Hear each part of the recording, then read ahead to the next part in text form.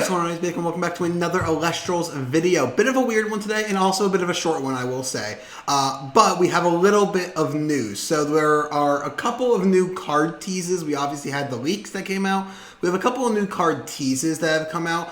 There's one specifically I want to talk about, though, because it's something that I find actually quite important.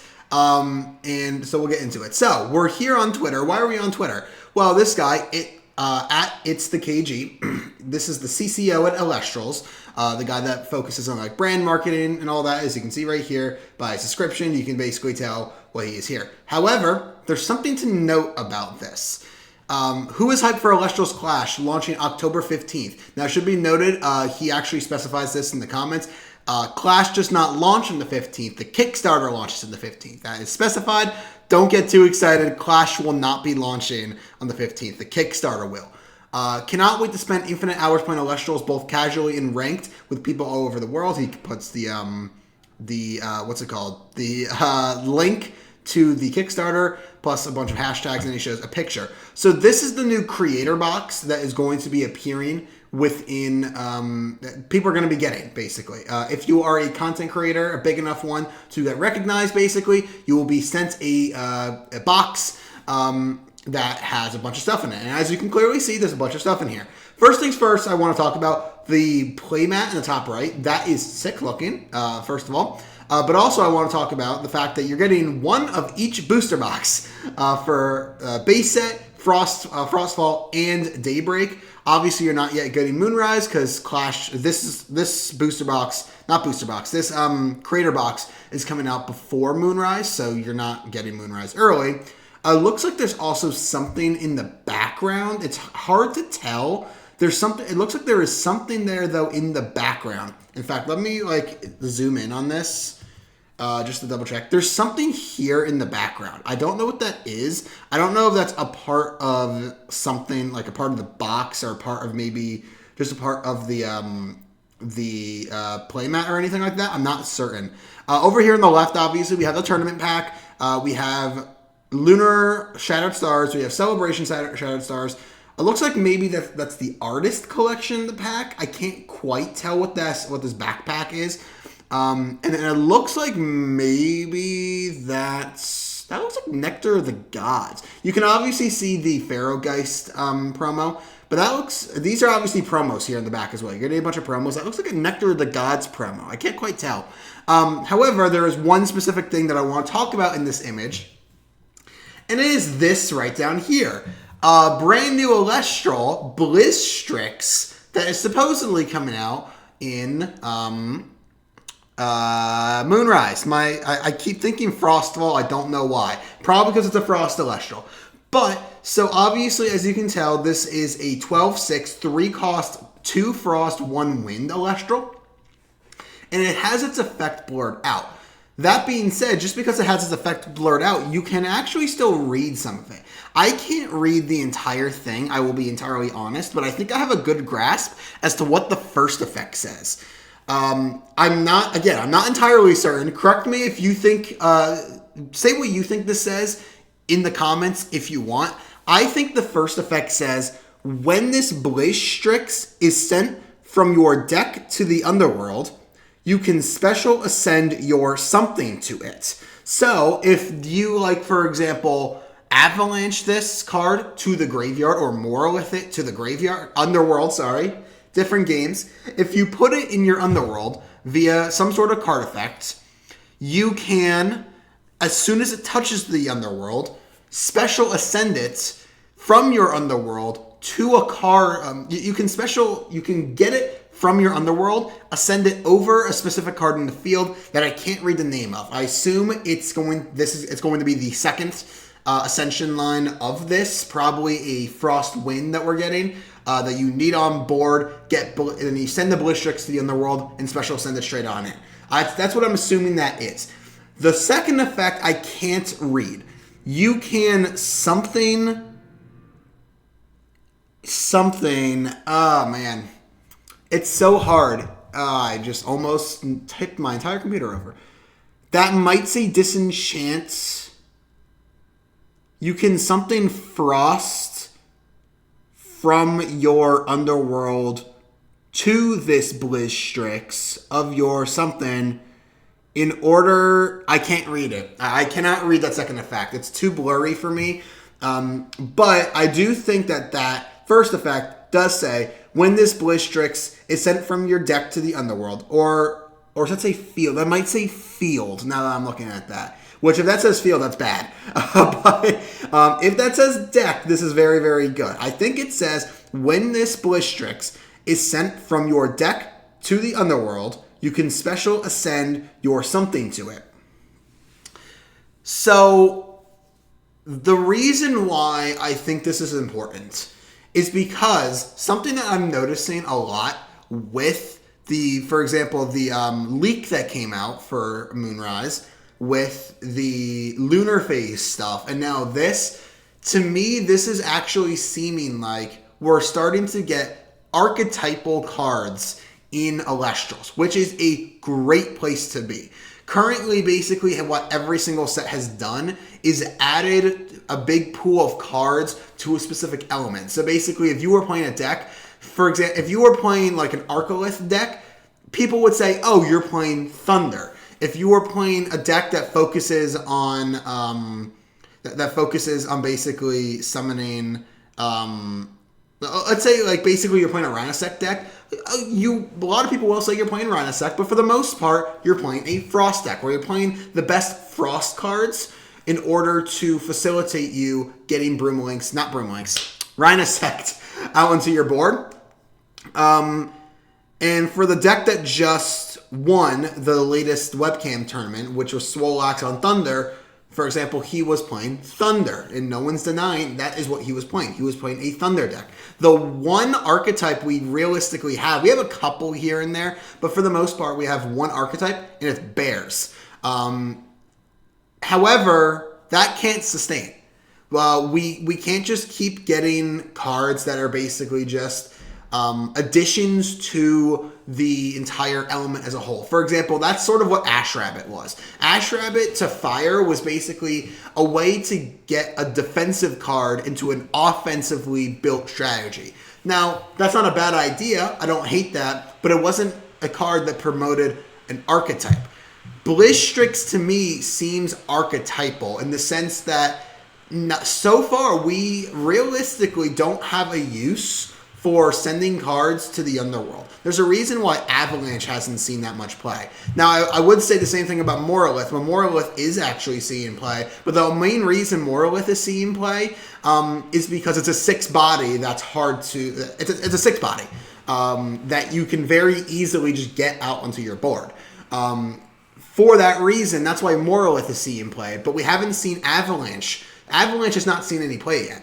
This, to me, not only does it seem like a way to make Avalanche playable, this seems like a way in order to make, basically, as I said, an archetype within Frost.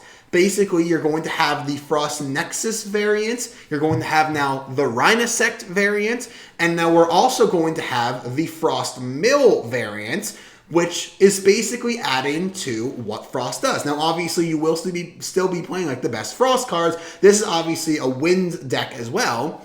So you're still going to be playing like Catarant, probably P-Gust in there. So some basically generic staples for each of those elements. But you're also playing cards within it that you wouldn't be playing in any other decks like Avalanche. Now, on to the Lunar phase sort of stuff we were seeing with stuff like...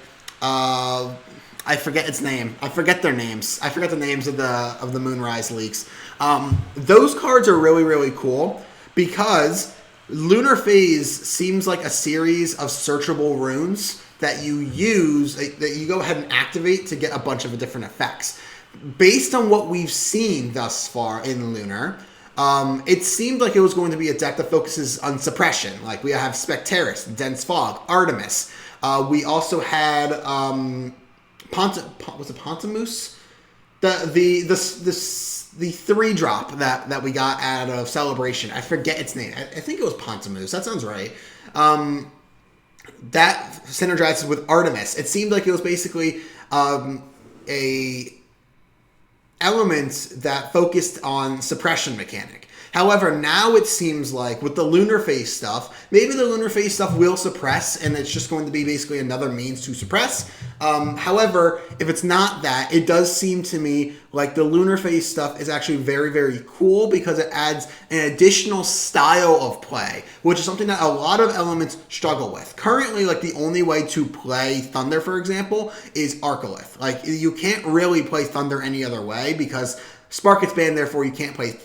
You can't really play Thunder Nexus. You can try. It's not very good right now. Now we obviously did get. We were aware when Spark got banned that not only would it be returning in set 5, we were told set 4 would have an additional Thunder Nexuser. So maybe Thunder Nexus can come back eventually. However, some elements have those archetypal kind of things in them. Earth, to a certain extent, has like Earth Nexus and Earth Beatdown. Earth Beatdown is sort of now, it's Earth Nexus though is basically just Earth Beatdown with some Nexusers. So it's not really the same, I would say. But you can make the argument. Wind, currently basically, Wind Burn is basically just Wind Toolbox, I will say. There realistically is only one way to actually play Wind as of right now. Frost, we obviously are talking about it with like the Blistrix cards. We had like Frost Nexus, Rhinosec, and now what seems to be maybe Frost Mill with the Blistrix stuff. That's cool. However, it's sort of similar to with for example, Solar. Solar has Solar Nexus and Solar Foretell. And those are like the only two ways you can play the deck, and both of them are very similar, if I'm being entirely honest. Solar Foretell is a deck that focuses on getting Soul Stocks out into your board, while Solar Nexus is a deck that focuses on using Muster Gun to pop your opponent's entire field, basically. They have very similar, I wouldn't say similar play styles, but they play similar cards. Like, I think both of them are playing Jatora, both of them are playing Corvashine, to a certain extent. Solar Nexus maybe not so much. They're both playing Lunar, to my knowledge. There are some Solar Nexus decks that are even playing the cows as just basically a means to get a big body that can pop stuff as well. And that's just basically you combining the two. They're very similar, despite the fact that they are slightly different. That's why I think that a card like Blistrix is very, very important to the game of Elestrals, because it adds an additional layer to an already existing element. Now, I will say, I kind of expected this to be a lot later. I expected every deck nowadays to just basically be the elements, and then you're playing the staples of that element, with the exception of maybe like Fives, who was playing staples from every single element in one, just big guy beatdown, basically, as all Fives was. However, again, this is adding additional variety to each individual element, and I did not expect this to happen until much, much later down the line. I'm very shocked this is happening in set 4 of all things, because we're already seeing with Lunar, we're getting basically Lunar Suppression, and now it looks like we're also getting Lunar Phase as a playable deck. We don't know what these cards do, obviously, but that's what it seems like is going to happen. And I don't know if anyone saw, we also are getting a retrain of Tsunami. We're getting Tsunami High Tide, was it?